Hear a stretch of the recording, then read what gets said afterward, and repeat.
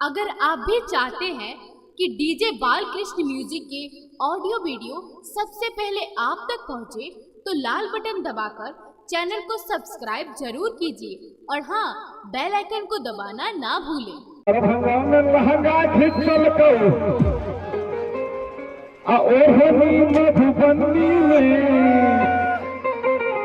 सिकंदर मर्दावा सिकंदर मर्दावा बचर फसल सोना सनक जुमानी में देखा के जखन जब इंटरटेनमेंट के दौर चली है तो कहे छे अरे मन कर बंधुली में बस जाइए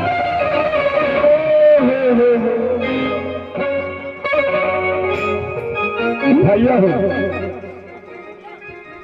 हाई देखा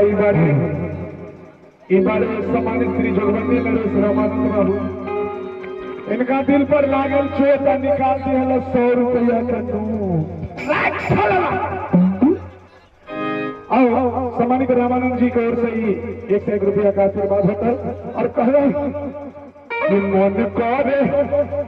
अरे बंडुहली में बस जाई अरे मन करे बंडुहली में बस जाई अताली के पलनी लेकिन कहब रामानंद जी के जोगबंदी साल बारे तो कहा कौने सौकिन संगे